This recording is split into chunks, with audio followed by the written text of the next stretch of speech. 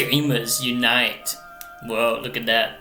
I'm a gamer. How's it going? Welcome back to another great video, my wonderful wise ones. Today, I'm just in a pretty good mood, I gotta say, because I can talk about Elden Ring Nightreign.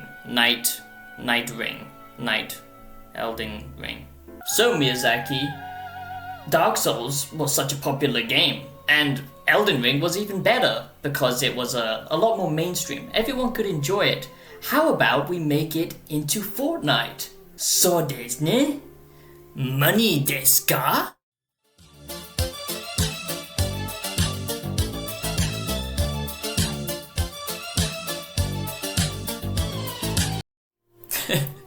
Now, in all seriousness, okay, I am actually excited for Elden Ring Nightreign, but to be honest, it's not exactly what I want from the series. If you don't know anything about me, if you're not a wise one, I don't know what you're doing, subscribe to the channel, become a wise one today. But I am a huge Dark Souls fan. I've got the art books, I've got the little minifigures that I like to paint because I'm a man of culture, okay? And I know sophistication when I see it. But I just love Dark Souls, okay? But I was never won over by Elden Ring. I do believe Elden Ring is a fantastic game, but I do believe it diluted many aspects of the Souls franchise that I came to love so much, and I made a whole goddamn 1-hour video essay describing why. But I do still love Elden Ring as a video game. So when I heard that Elden Ring was getting a multiplayer spin-off, you can imagine that everything that I was worried about came into being. But perhaps I was mistaken. Elden Ring Nightreign might actually be the perfect Soulsborne experience, especially for that jolly cooperation that we are all seeking. Am I right? And engage in jolly cooperation. So today, my wise ones, I will be discussing the Elden Ring Nightreign reviews and give you a conversation about this game, give you a deep, detailed analysis of the discussions around this game, give you my prediction for the reviews of Elden Ring Nightreign, and just discuss what I'm going to talk about in my Elden Ring Nightreign review that will be out very shortly, probably in a day or so. But I'm just very excited to talk about this because I have actually managed to get my hands on with some gameplay from the preview events and all that kind of stuff. It is a very crazy time right now to be an Elden Ring fan, and especially a Souls fan in general. And I think I can speak for many of us that have always wanted a Dark Souls co-op experience. And yes, there's always been a co-op element to these games. And engage in jolly cooperation. With invasions, summons, and all that kind of stuff that's always been built into the DNA of Dark Souls and Elden Ring. You know, it's not just an isolating experience. It captures that essence of isolation, but still having the helping hand now and then. But on the flip side, of course, the PvP aspects of the games have always been crazy with invasions and stuff like that. But Elden Ring took it to the next level with, massive amounts of summons being encouraged with the gameplay, especially with the bosses, and multiplayer kind of being more integral to Elden Ring. You could summon your friend, and you could actually explore the world together for the most part, but it wasn't proper co-op that we actually have always wanted, some of us anyway. Now you have my attention. So I do hope you enjoy this Elden Ring Nightreign reviews discussion video, and I will give you my final verdict, predictions of the Elden Ring Nightreign review at the end of the video. But this is just a very interesting discussion to have because Elden Ring has been in a lot of controversy for a while now. The DLC itself got nominated for Game of the Year. Game of the Year for DLC. Well, anyway. And also the fact that now we are getting this, kind of remixed version of Elden Ring, but they are charging pretty much full price. Luckily, it's not actually full price, but they are basically remixing the game to make it multiplayer, and it is a standalone game. Now, like I said, I do have lots of gripes with this, and that's what I wanted to make this video about, because I want to voice my concerns. I don't want this to come off as a negative video. I absolutely love Fromsoftware. They're one of the few developers left that still produce high quality games. If you're a fan of that type of game, which I am, it's like one of my top games ever made. So definitely no, hate towards Fromsoftware, but I don't like this idea that you can't give criticism even to something that you love, okay? That's how we can improve our ideas, that's how we get feedback, it's how we have nuanced discussions, which has kind of been lost today in modern society. If you're new to the channel, that's what I try and do here. I try and look at things objectively, tell you when I have a bias towards something, and we break down tribalism. All group mentality dies on this channel. We try and, just cut through the BS, no grifting or anything like that. And actually try and have a nuanced discussion around games and philosophy. So if that sounds good, subscribe, become a wise one today. Now, I'm a sweaty little gamer goober, just like the rest of you, and if you are looking to play this game because you're curious about what has happened to Elden Ring and you want that jolly cooperation, well, I've got some good news for you, because you can get the game with huge sales on offer and engage in jolly cooperation.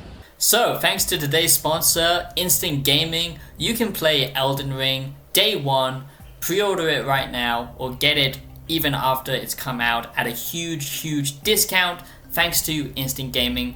Basically, every game on Instant Gaming comes with a massive discount already, attached to it. So you're always saving money. I've saved so much money using Instant Gaming, and to be honest, I never buy games on Steam or anything anymore. I only buy games on Instant Gaming.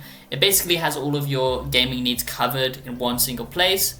So Elden Ring, for example, you can get the Xbox edition right now at an 18% discount. That's a pre-order bonus. You can get the DLC for Elden Ring with a 20% discount, which is pretty insane stuff, and support the games that you love by getting them but saving yourself huge amounts of money while you play them. It just makes perfect sense, to be honest. So there you go, use Instant Gaming.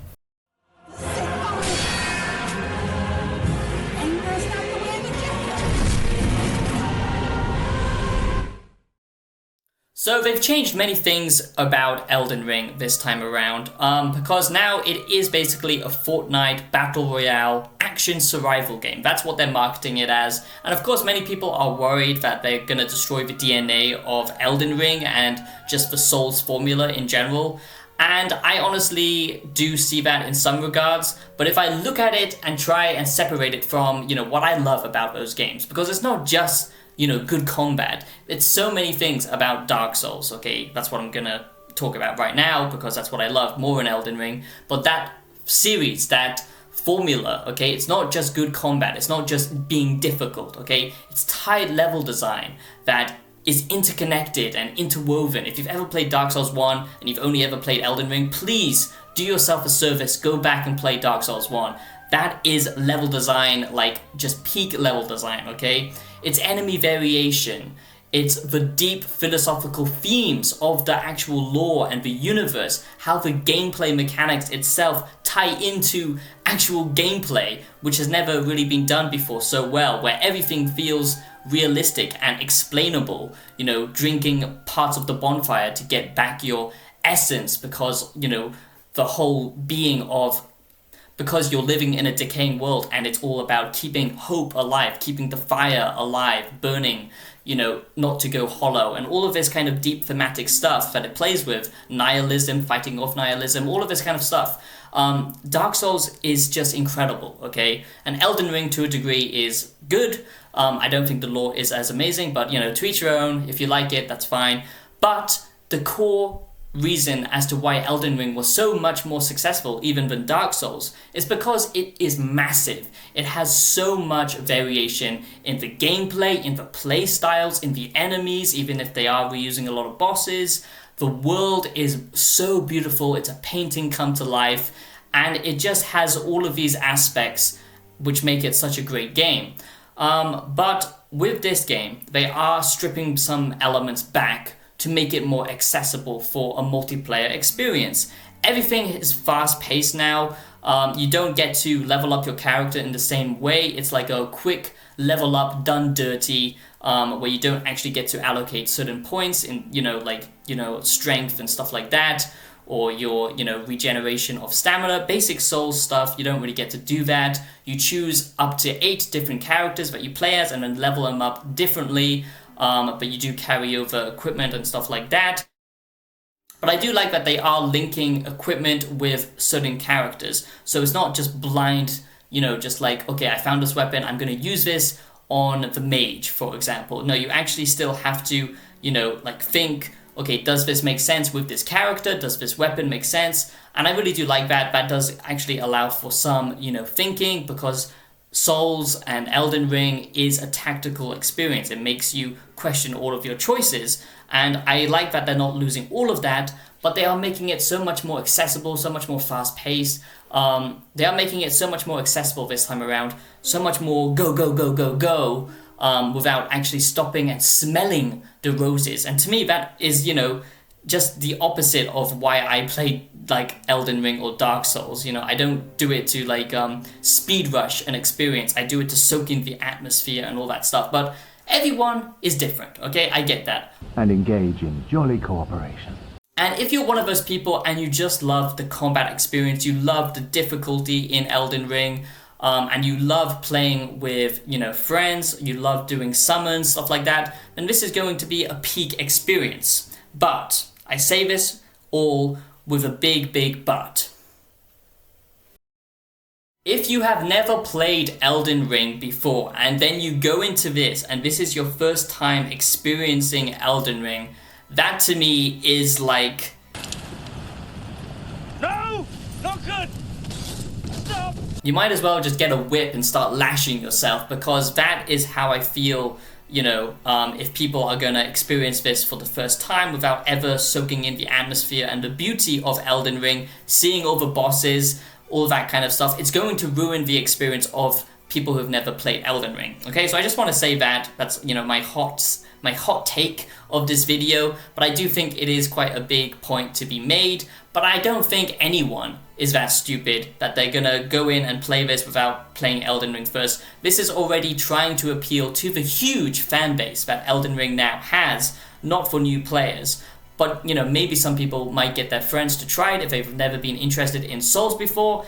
And in a way, this is quite interesting because this could be, a nice, introduction. If you never had any interest in these games and then suddenly you find you like it, then maybe the, payoff is worth it. But honestly, I think that's, not really gonna happen. So now I want to talk about some downgrades of Elden Ring Nightreign, okay? And it's the artistry, okay? And I know a lot of people don't care about that kind of shit, but I care a lot about this kind of stuff in video games, especially ones that mean so much to me, like the Souls games do. Everything has been kind of toned down. What made Elden Ring so amazing was, yes, playing it, of course, the gameplay, but also the art style of Elden Ring. Every moment was like a, screensaver moment, a wallpaper moment. It's so beautiful. Sadly now, that is not exactly the case, okay? A lot of things have been downgraded so it runs well as a multiplayer game. So assets have been kind of just diluted. Textures look to be a lot more sloppy, not that it matters that much, but also just the artistry. None of the levels have that same wow factor, it's kind of cobbled together. Some maps are literally the same areas from Elden Ring, copy and pasted, exactly the same locations. I'm talking about the same castles just being copy and pasted. Of course, they do have unique areas and stuff like that, but the level design, the tightness of it has just gone for me. No! Not good! Stop! Now, it is good in, but the level design is still good because they're thinking about how to utilize the map in this, kind of Fortnite arena, remix mode that this game is built around, So it makes sense, with how many camps are scattered around and, where the main bosses can be found, mini bosses and stuff like that, easy access to treasure without going in too deep and exploring, so the exploration is lost, But, you know, it's understandable because this is a different game, and I do understand that. But I'm just saying the level design and the artistry has been diluted a little bit, at least for me. But, you know, you just have to take the good with the bad. Now again, I don't want this video to come across as, you know, I don't like this game, but I think it's good that I get out a lot of my criticisms in this video before I make my review, because I have a lot to say, to be honest, and people are very sensitive these days if you just have a little bit of criticism towards something, and I actually love this. I love it, so, you know, I'm not like a hater. I literally love this series so much. It's just, you know, I'm worried about its future, and I just want to criticize some points that I think they could have done better. So that's why I'm discussing it in my reviews discussion video, and I think this is going to come up with a lot of die-hard Souls and Elden Ring fans, okay? So that's why I'm addressing it here. So there's a lot of things like that I don't really like. Again, remixing bosses. I made a whole massive 1-hour critique, like I said, of Elden Ring. That was one of them. And I just don't like the idea of reusing bosses, because boss moments in Dark Souls, for example, some of the, you know, the big boss moments in Dark Souls 1, they're forever, I will forever have those memories. And it's not just because that was my first time experiencing that type of game, but it's because of how it was done and how bosses were supposed to be a big deal, a big thing. And over the course of all the Souls games, especially with Elden Ring, it's just become less and less and less. And we get lots of remixes of bosses, lots of the same bosses, but now there's 5 of them. You know, this kind of thing. And of course, this being a multiplayer game, it's got a lot of that. And another thing that I'm so, like, mixed, like, I have such mixed feelings about it, like I'm in an abusive relationship or something. I absolutely love the idea that I can fight some Dark Souls bosses in Elden Ring. That's so cool, and it will have new, you know, attack patterns, I assume, and stuff like that. But at the same time, it doesn't make any sense in my autistic head, you know, how I'm fighting these Dark Souls bosses in Elden Ring. You know what I mean? No! Not good! Stop! So the gameplay is completely reworked, like I said. You know, now there's much more parkour, you can climb up things much more easily, and this actually makes the gameplay a lot easier, because now some enemies, you know, that you have to kind of do a jump attack before, now you can just literally, you know, scale them, and it means escaping enemies is a lot easier. They have luckily got rid of torrent, because I absolutely hated torrent, but again, there's no need for torrent in this, because you know, like, there's no environmental dangers, no environmental danger levels, you know, like going through a swamp area. And I'm not going to get into a whole thing, but that's why I didn't like torrent, because it basically negates all of the dangerous areas through environmental, you know, like traversal, which is the whole point of Dark Souls. But anyway, I don't want to go insane, okay, making this video, but I just got a lot to say. But now, let's talk about what's good about the game, shall we? Because there is a lot that I'm excited for. And then we're gonna just round off this video with what the Elden Ring Nightreign reviews will actually be, what will be the life cycle, but that is the controversy. That is what everyone is discussing, you know, in the Souls community, okay? If you're not paying attention to it, then that's fine.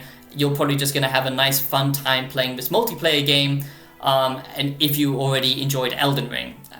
But for people who love the series, you know, this stuff is important, because it's not just Elden Ring, it's all of the Fromsoftware games, going back to the stuff on the PS2 and stuff like that, Kingsfield, you know how it is, okay? But anyway, let's discuss what's good about the game. And engage in jolly cooperation. So first of all, like I said, they've done so much to change the gameplay this time around. Do I think they could have been more experimental and creative with ideas, since this is Fromsoftware? Yes. Do I think it's kind of a shame that they've copied literally the Battle Royale Fortnite formula? Yes, a little bit, but there's no denying that this isn't fun. You know, there's a reason as to why that game mode is so popular. So many games have, you know, copied that formula. It's fun, okay? It, you know, just, it taps into our animal instincts of survival. And with the Elden Ring combat, with all of these bosses, of course there's a lot of fun. You know, they've reworked how you work as a team. You know, like reviving your friends now, you actually have to like poke them to get them back up. All of the loot is like shared, and it's way more streamlined and way more fast-paced with its actual gameplay and combat, okay? So now after defeating a mini-boss, you can actually choose, you know, like what basically ability to gain from, you know, defeating that boss. And it's not like an active thing, it's usually a passive kind of buff in the background or a new ability. So there's lots of cool changes in this game, and it lets you experiment with the massive tool set that Elden Ring gave you, but most people never experience because there's just so much in base Elden Ring. But now you can play around with all of these different playstyles, all of these new weapons. So there's a lot here. You know, there's different characters. You can literally be a giant bird now, what the hell, and do like slam dunks on your enemies. So there's a lot of crazy cool stuff. And just playing with, you know, a group of friends who enjoy this type of game, that's where it's going to be, you know, peak fun. But, you know, fun is fun. And of course, that's all a video game should be at the end of the day. But when Elden Ring and the Souls formula is known for so much more than just fun, at least for me, it's just a little bit sad that this is what we get. But as a spin-off experience, I think it's good, okay? And I don't want to stop developers from trying out new experiences. You know, this is where we can get creativity and innovation by having spin-offs. I just feel like they took it a little bit safe. They just took a formula that kind of works. And I never thought I would, you know, see a Fromsoftware kind of Fortnite experience. You know what I mean? But at the same time, it's fun, so does it matter? And engage in jolly cooperation. And I just love the idea of working as a team, deciding where to clear out camps, taking on the bosses. The day-night cycle is very cool. If you don't know, it's basically a 3-day and 3-night cycle, where at nighttime you have to actually fight the main boss, but there are mini-bosses. You can even get invaded by bosses, so it's a lot of crazy stuff happening. And I think where it's going to be addictive is just gathering loot, and you know, you're going to be unlocking new stuff all the time, all of these new different abilities, as well as your main character ability. So even though the progression isn't as satisfying long term, like the moment-to-moment gameplay is just so frantic and crazy in this new remix, then I think, you know, for most people it's not gonna matter. But now let's finally round off this reviews discussion, this Elden Ring Nightreign reviews discussion, and give you, you know, what I think the verdicts will be for Elden Ring Nightreign reviews. So, what do I think of the Elden Ring Nightreign reviews? What will the score be by the end of it, okay? Well, my prediction is it's going to get solid ratings across the board because this is Elden Ring. And Elden Ring, like I said, appeals to most people, even fans of more casual games, okay, let's just say that, because difficulty is less in a game like this, especially now with multiplayer. And I'm not saying that to knock it or say like, oh, you know, like I want to gatekeep and it's only for hardcore players, but I just mean like everyone can still enjoy Elden Ring and a game like this because it's just so much deeper. There's so many different playstyles, so many mechanics, so many different ways to cheese bosses, and because it's open world, you know, there's so many ways to level up, and it's the same with this multiplayer experience. You're never gonna feel stuck, and that's a lot of, you know, reasons as to why, you know, people bounce off of other Dark Souls games and stuff like that. So this is going to be a hit, especially for the Elden Ring community. I think there will be some people like me who kind of miss, you know, the kind of creative aspects of Souls and stuff like that. But just looking at it as a spin-off game, I think a lot of people are going to have fun with this, especially the core Elden Ring fan base. Now, what I think is going to happen is this game is going to burn bright, and we're going to hear about this game for the next few months, okay? But then, it's going to die. It's going to die quickly. It's going to drop off massively. I don't think that this game is going to stand the test of time. I don't think that this game is going to have massive numbers, you know, in the next 5 years or something like that. There will be a hardcore community, no doubt, but honestly, I just think that this is not really why people love, you know, Souls, like Dark Souls, or Dark Souls 3, or Elden Ring. You know, this is a fun experience, but I just don't think it's going to last that long, and I think that the reviews are going to be you know, like nines out of 10, ridiculous stuff, 8 out of 10s. I think the scores are going to be, you know, quite crazy, like 9s across the board, because this is now what the gaming industry is craving. After kind of trying to knock them down so other developers could feel better about making mediocre shit, now everyone praises Elden Ring, and, you know, it is looked at as a high tier game that everyone needs to follow. And it's even got in this weird position where it's difficult to criticize. And I think that is dangerous for Fromsoftware going forwards. But I still do think this is going to be a fantastic game. So that is my predictions. That is the discussion and the controversy surrounding this game and the discussions around the Elden Ring Nightreign reviews. Let me know what you think down below in the comments, and look out for my video, the full review, coming very soon. And I'll be seeing you in the next one. Make sure you subscribe and like the video. That's very important. Otherwise, I'm just talking to myself like a madman, and I would like to actually have a discussion with you guys. So thank you very much for watching. I'll see you in the next video. Peace out. And engage in jolly cooperation.